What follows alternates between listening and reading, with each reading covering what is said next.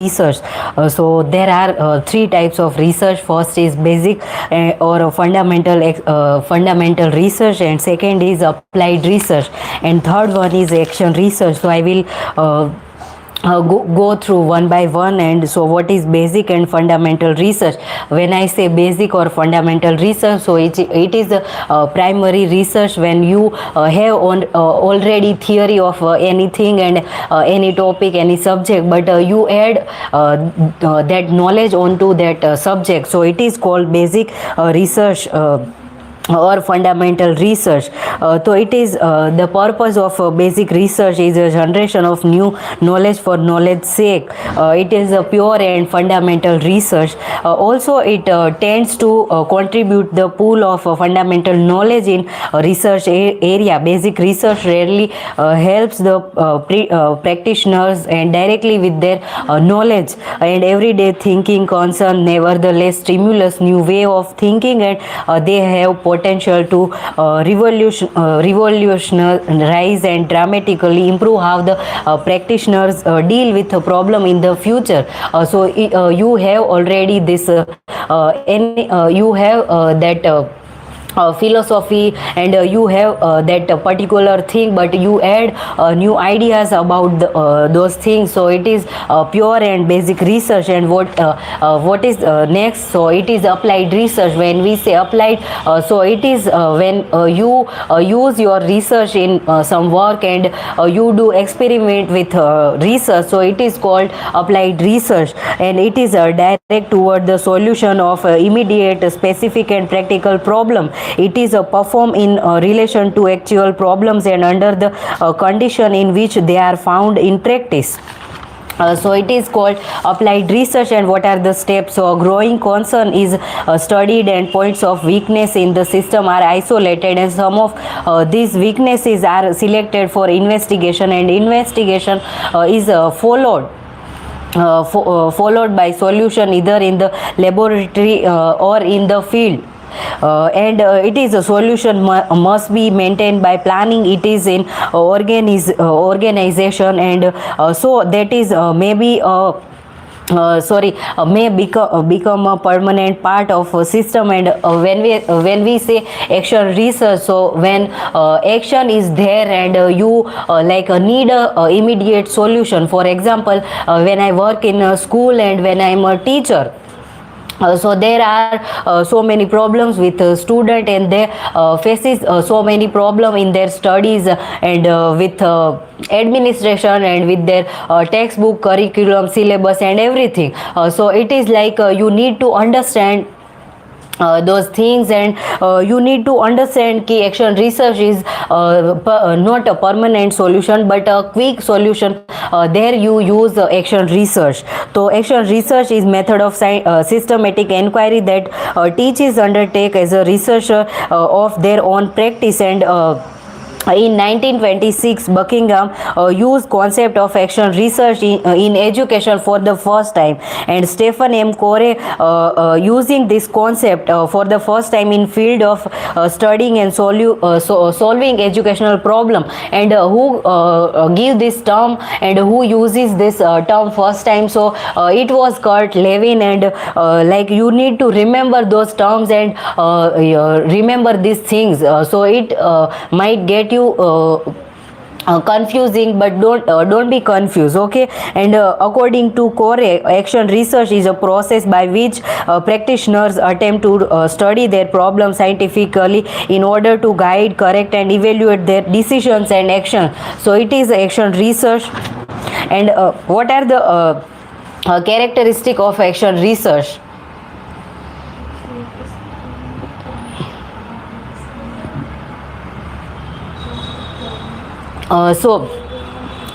In action research, teacher and the classroom practitioners feel and solve the problem, and it is a scientific process for studying and solving the current practical problems of education. Also, it tries to heighten self-awareness, self-critically, and analytical ability to innovate approaches to teaching. So it will give you a solution. And when we say in classroom you find problems, and you feel the problem, so you want to solve that problem, so there you need action research. And what are the objective of action research? To identify problem areas and improve the working condition of as a school, and to develop a scientific attitude among teachers, students, principals and administration, and to bring potential and of excellence in schools functions. And what are the areas of action research? To related to learners, and related to teachers, related to methodology, and related to evaluation, also related to curriculum. So you need to understand these are not only related to student, that also related to curriculum, student and environment and everything. So if you find any if you feel any problem in your school, your with your curriculum, you find any problem with your environment, school, college environment, so there you use action research. And steps in action research: so what are the steps? So identification of problem, you need to identify what is your problem, and defining, analyzing and explaining of the problem, and listing the stating the problem causes, and what are the causes of that problem. So you need to identify those causes, यानी जो problem है उसके कारण जो है वो आपको ढूंढने हैं. You need to identify them also. And also you can develop the proposition, formulation of hypothesis. And hypothesis you have to create it, and you create that futuristic goals, and you find things, and you predict those things that will happen in future. So it is called hypothesis. And you created those things that are not in this present time, but you only predict those things, so it is called hypothesis. So planning, development, implementation and evaluation of action research plan, and drawing conclusion and taking decisions, also sharing of result. So these are steps of action research. And what are the approaches to educational research? So there are so many approaches in educational research, but we need to understand what is qualitative further when we say qualitative and quantitative.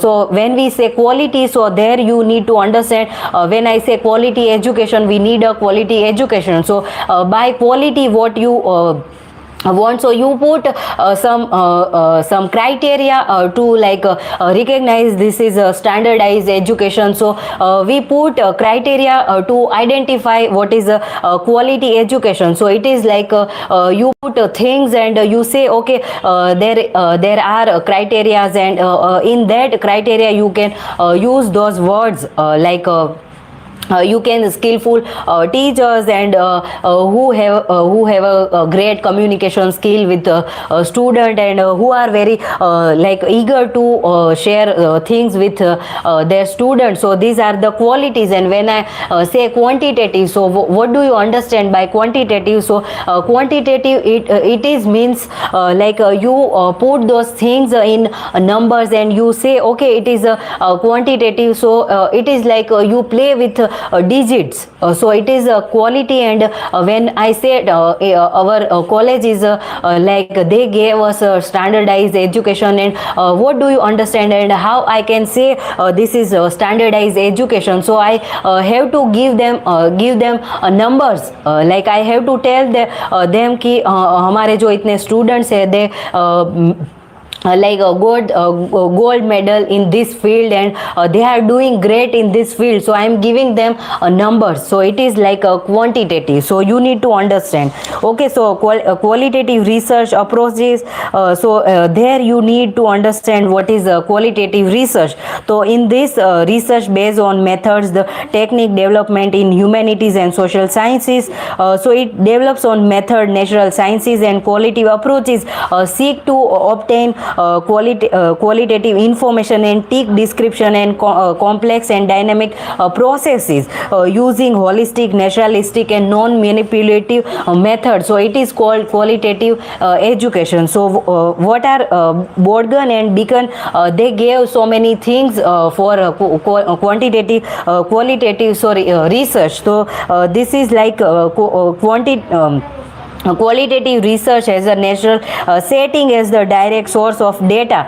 When I say data, so it is like a numerical, and you have a theory and you have those data in your research. And qualitative research is a descriptive in nature, and qualitative research are concerned with the process rather than simply with the outcome or product. And what do you understand by quantitative research? So I like you find difficult and you feel that those things are very difficult. I also find these terms very difficult, but we have to understand by simple words. So what is a quantitative research? So it is like consists of a study in which data is concerned can be analyzed in terms of number. So when I say quantitative, so there you need to remember it is about data, numbers and digit. And when I say qualitative, so there you need to remember it is only theory, and theoretical things are there in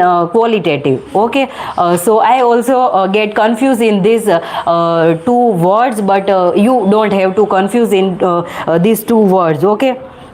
So quantitative research is deductive in it is a test theory and which have already been proposed, and quantitative research uses deductive research. So what is deductive research and inductive research? When I say this, so we'll later on understand what is inductive and deductive research, but here you need to understand qualitative research uses deductive research. You need to remember this also. And designs of educational research. So in this you need to understand what is a historical research. When I say historical research, so they research on his past events, and that happens in past.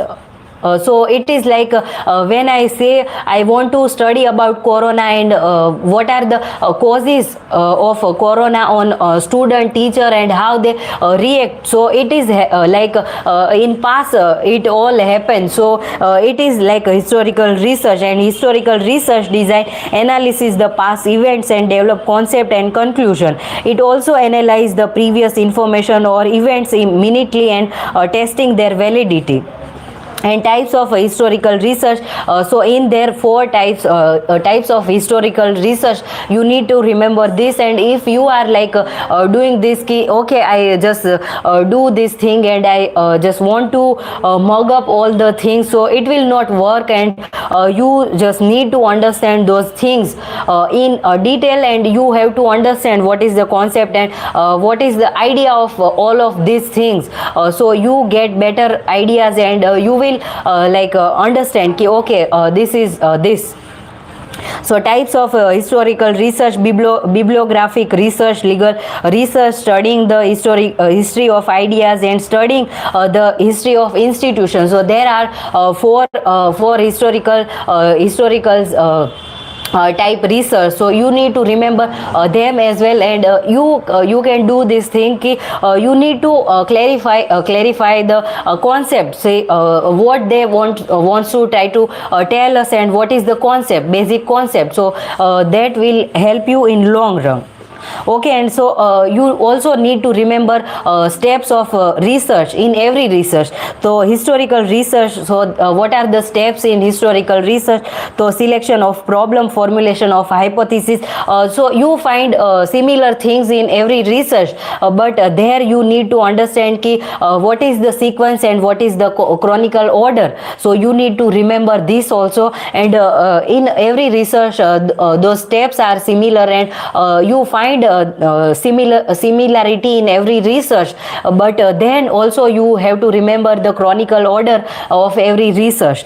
So here we talk about steps of historical research. So what do you you need to remember these steps of historical research. So first is selection of problem, and second is formulation of hypothesis, collection of data, interpretation of data. So these are the steps of historical research. And what is the value of historical research? So it inspires respect for sound scholarship and vendors to great teachers. And history, you revise your history, and you when we say historical research will work on a past event, so it is helpful to remind you, and in your memories you can revise those things. So it is not a waste of time, money, and energy. It is helpful to all the people.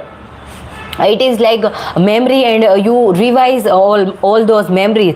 So it is you are doing research on past events, but also then you are adding memories, and you can do things for your future generation. So you are making memories to them, so they can revise those memories, and they also understand what was happen in their past, and what they didn't see. So it is you are keeping memory for them. So it is not you, the way you are thinking, it is not.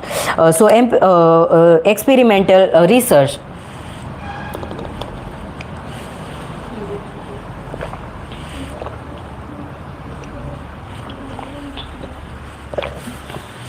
What is experimental research? When I say experimental, yani it is experimental, and you need to experiment with your whatever you want to choose your in your research. But for you need to experiment, and you have to do analyze data, and also collected and discover the different variables are related. So you need to remember this. And also John Stuart Mill defined this single variable in experimental inquiry. So he stated following five canons in experimental research: the method of agreement, and method of difference, the joint method, and also the method of residues, and the method of concomitant variants. So these are the five canons and rules for experimental research, and it is given by John Stuart Mill. And types of experimental research design: so pre-experimental design, and true experimental design, and quasi-experimental design. So when I say pre-experimental research design, so when I want to experiment on something, so I have to make those details, and I have to collect data, but I also have to take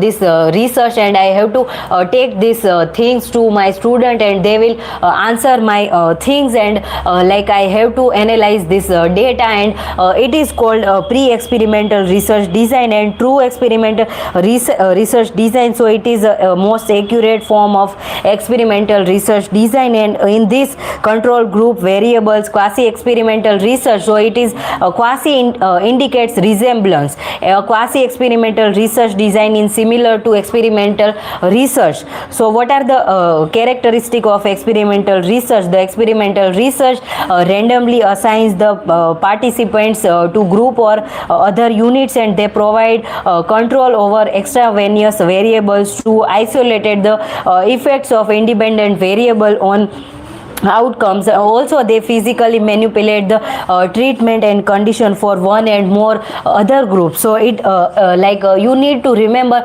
their character also, and you need to remember what are the types of experimental research, and what is the basic concept.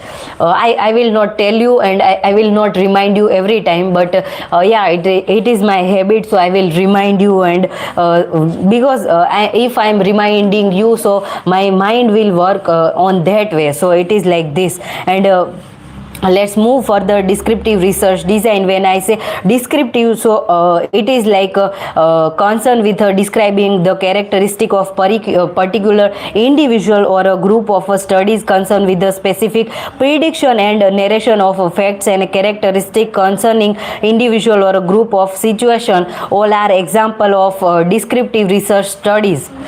And descriptive research design aims to observe, describe and document aspect in situation as it naturally occurs without any manipulation or control.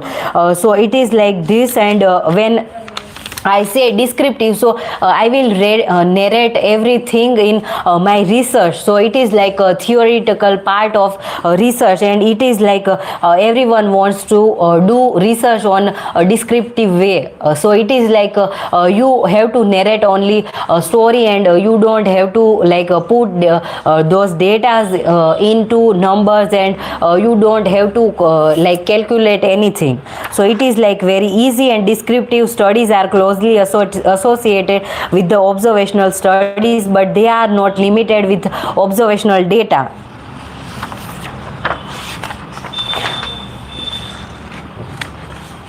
Jao. Okay, so I have to end this session, and I will live, and we left like 4 topics more, and yeah. First, let me see. So we talked about educational research and variable and hypothesis. So we need to understand what is the variable and hypothesis. So in this I will tell you the characteristic and about variable, hypothesis, tool, sampling, writing, proposal. So in next live session I will talk about this. So I am ending this live session. Bye everyone. Thank you so much, and please study hard, study smart. And when I say so, I am also reminding myself also. And if you find any problem in your life, so it is like life goes on and on, and you have to like put your problems aside, and our exam is around the corner, so we have to. Bye everyone. Thank you so much, and we'll meet again. Thank you everyone.